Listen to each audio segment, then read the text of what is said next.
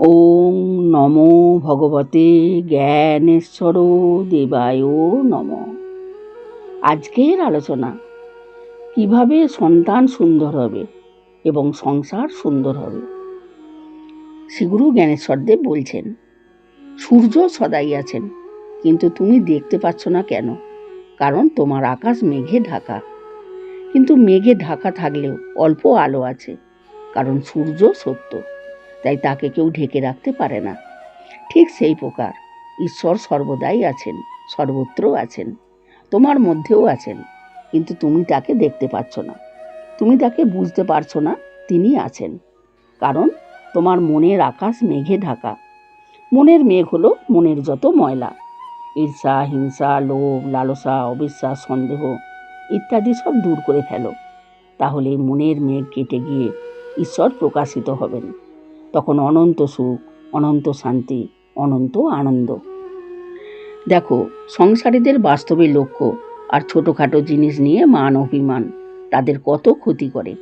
ঈশ্বরমুখী হলে কত আনন্দে থাকতো, সুখী হতো।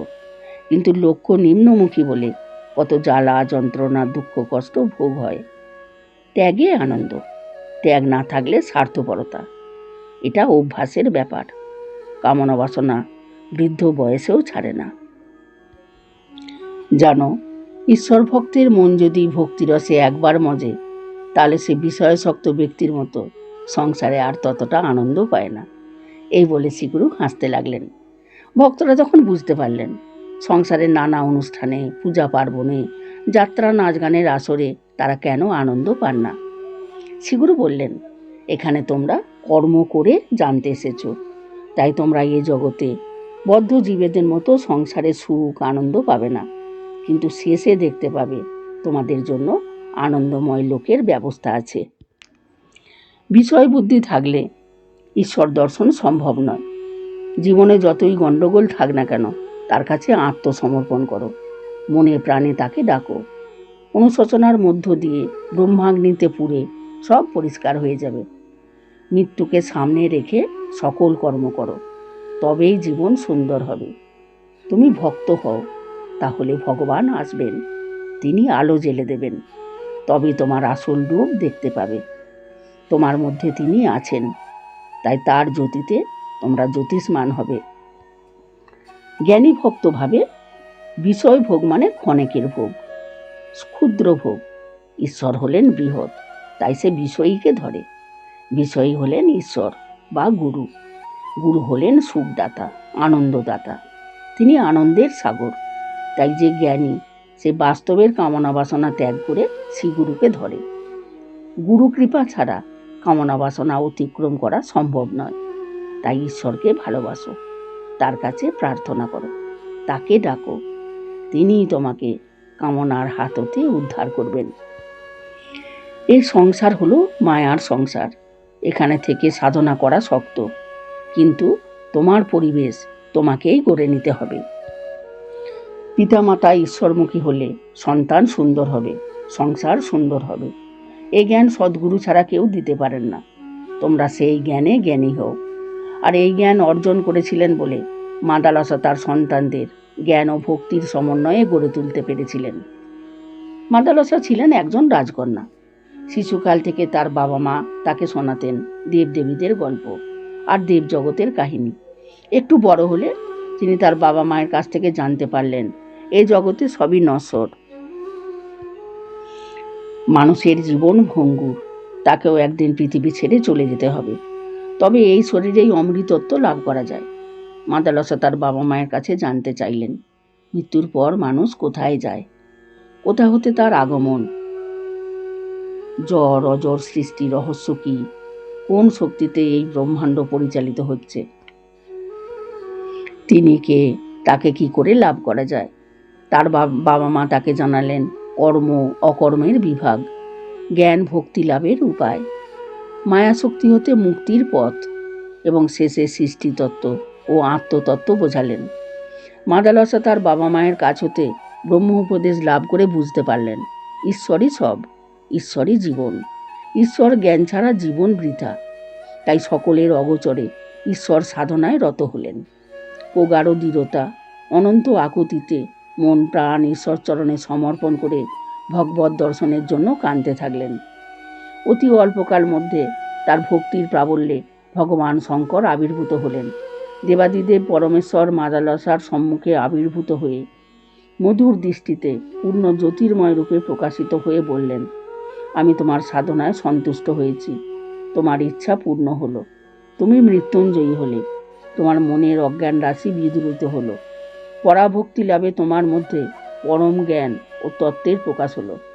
এখন তুমি পরম আনন্দে জীবন অতিবাহিত করো। জীবন অবসানে তোমার জ্যোতির্ময় লোকপ্রাপ্তি হবে। সংসারে মাদালসাকে কাছে পেয়ে তার বাবা মা মনে বড় তৃপ্তি অনুভব করতেন। ইতিমধ্যে কন্যা মাদালসা বিবাহযোগ্য হয়ে উঠলেন। ঋতধ্বজ নামে সর্বগুণ সম্পন্ন এক রাজকুমারের সাথে তার বিবাহ হলো। মাদালসা স্বামী ঋতধ্বজকে সর্বদাই শ্রেষ্ঠ করে রাখতেন এবং শ্রেষ্ঠভাবে দেখতেন। তিনি তার জ্ঞানের আলোকে স্বামী ঋতধ্বজের মনের অন্ধকার দূর করলেন। শান্তির সংসারে মাদালসার কোল আলো করে এক শিশুপুত্রের জন্ম হলো। আনন্দ চিত্তে তারা তার নাম দিলেন বিক্রান্ত। মাদালসা তাকে স্নেহ মমতা দিয়ে বড় করতে লাগলেন। একটু বড় হতেই মাদালসা তাকে বোঝালেন, ঈশ্বরই সকলের নিয়ন্তা, তিনি আদি, তিনি অসীম, তিনি অনন্ত, তিনিই সকলের কারণ, তা থেকে সকলের উৎপত্তি, আবার তাতেই সকল কিছু লয় পাচ্ছে। তিনি সর্বভূতে সর্বজীবের মধ্যে অবস্থান করছেন। বললেন, তোমার এই দেহটি নশ্বর, তোমার এই দেহ মন কিছুই তুমি নও, তুমি সেই পরমাত্মা, তুমি অবিনশ্বর, তোমার মৃত্যু নাই, তুমি সৎ চিৎ আনন্দময়।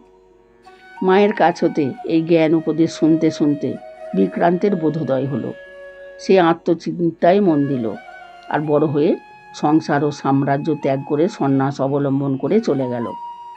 এরপর তাদের আরও 2 সন্তান হলো, কিন্তু মায়ের জ্ঞানের প্রভাবে তাদেরও অজ্ঞান গ্রন্থি ছিন্ন হলো। সকল কামনা বাসনাকে অতিক্রম করে তারাও সংসার ত্যাগ করে চলে গেল। তা দেখে ঋতধ্বজ একদিন চিন্তিত মনে মাদালসার কাছে এসে বললেন, আমার বয়স হয়েছে, সকল সন্তান যদি সন্ন্যাস অবলম্বন করে চলে যায় তাহলে রাজকার্য পরিচালনার কি হবে? এবার যে সন্তান হবে তুমি তাকে সংসার ধর্মের জ্ঞান দান করো আর সাম্রাজ্য পরিচালনার উপযোগী করে গড়ে তোলো। পতির উপদেশ মতো মাদালসা তার চতুর্থ পুত্র অলকরকে সেই প্রকারে ধর্ম অর্থ কাম মোক্ষ এই চতুর্বর্গের জ্ঞান দান করলেন। অলর্ক পিতা ও মাতাকে ঈশ্বরী জ্ঞানে পূজা করতে লাগলেন। তিনি ধার্মিক রাজা হলেন। রাজ্যের সকল প্রজাকে সন্তান স্নেহে পালন করতে লাগলেন। প্রজারা সুখে ও শান্তিতে দিন কাটাতে লাগলো। রাজা অলর্ক ধর্মজ্ঞানে প্রশংসিত হলেন। প্রজারা তাকে দেবতার মতো শ্রদ্ধা করতে লাগলো। আর মাদালসা ও ঋতধ্বজ সুখী হলেন। তাহলে দেখলে তো, পিতামাতার জ্ঞানে সন্তান সুন্দর হয়। পিতামাতা জ্ঞানী হলে পুত্রকন্যা জ্ঞান ভক্তির অধিকারী হয়, আর পুত্রকন্যা সুন্দর হলে পিতামাতাও সুখী হন। দেখো বাবা, এই দেহটাকে নিয়ে মানুষ ফাটাফাটি করছে, লাঠালাঠি করছে, যা কিছু করছে এই দেহটাকে নিয়ে, অথচ দেহ মধ্যস্থ আত্মার প্রতি কারোর লক্ষ্য নাই। দেহ তো ঠুনকো কাঁচের গ্লাস, হাত থেকে পড়ে ভেঙে গেলে তার কোনো মূল্য থাকে? মৃত্যু হলে দেহটার কোনো মূল্য থাকবে? দেখো, অধ্যাত্ম চিন্তার মধ্য দিয়ে দেহজ্ঞান নষ্ট হয়ে যায় এবং সূক্ষ্ম কারণ অবস্থাকে উপলব্ধি করা যায়। অর্থাৎ অধ্যাত্ম চিন্তার দ্বারা বিদ্যা ও পরাবিদ্যায় পৌঁছানো যায়। এজন্য শুদ্ধ চিত্ত দরকার। তাই চিত্তশুদ্ধি হবে কি করে? হরিনাম করবে, শ্রীগুরুর ধ্যান করবে, তার বাণী শ্রবণ করবে, গুরু সেবা করবে, সৎ কর্ম করবে, সমাজের কাজ করবে। এসবের মধ্য দিয়ে চিত্তশুদ্ধি হয়। চিত্তশুদ্ধি হলে চিন্ময়ের সঙ্গে যোগ, অর্থাৎ তখন সকল কিছু জানা হলো, তখন চরম শান্তি লাভ করলে। এটা বৈরাগ্যের উপরের অবস্থা। চিত্তশুদ্ধি হওয়া মানে বিভিন্ন রকম কর্ম করে তার ফলাফল উপভোগ করলে। চিত্তশুদ্ধি না হলে দয়া ক্ষমা প্রেম ভক্তি ভাব ভালোবাসা কোনো কিছুই আসবে না। জন্মান্তরের স্বীকৃতি এবং এই জন্মের কর্ম এক হয়ে প্রকৃত অবস্থার সৃষ্টি হয়। এ জগতে ধনী মানুষ মানে টাকা জমায়, আর ওই জগতে ধনী বলতে সুকর্ম ফলে সুকৃতি জমা হয়। সাধু সঙ্গ ছাড়া চিত্ত শুদ্ধ হয় না, আর সুকৃতি অর্জন করা যায় না। এজন্য ত্যাগ চাই। ত্যাগ হলে সূক্ষ্ম অবস্থাকে বুঝতে পারবে। ভক্তের জন্য ভগবানের এই নরাকার রূপ। তিনি এই বিশ্ব সংসার সৃষ্টি করেছেন, কত সুন্দর বস্তুর আয়োজন করে রেখেছেন। তিনি তা মানুষকে দিতে তার পিছনে পিছনে ঘুরতে লাগলেন। এই ব্রহ্মজাত বস্তুকে গ্রহণ করতে গেলে একটা নিয়ম বা আচরণে চলতে হয়, সেটা হলো ব্রহ্ম নিয়ম। তাই মানুষ যাতে ধর্ম অনুসারে চলতে পারে, প্রকৃত সুখ শান্তি আনন্দ লাভ করতে পারে, এবং তা কিভাবে উপলব্ধি করা যায় সেই সহজ পথের সন্ধান দিতে পরব্রহ্ম কখনো অবতার, কখনো অবধূত, কখনো বা গুরু রূপে প্রকাশ হয়ে থাকেন। আর এটাই তার লক্ষ্য। আজকের আলোচিত অংশটি শ্রীগুরুর অমৃত প্রবচন আন্দুল পর্ব 2য় খণ্ড এই পুস্তকটি থেকে আলোচনা করা হলো। ওম জয় গুরু ওম।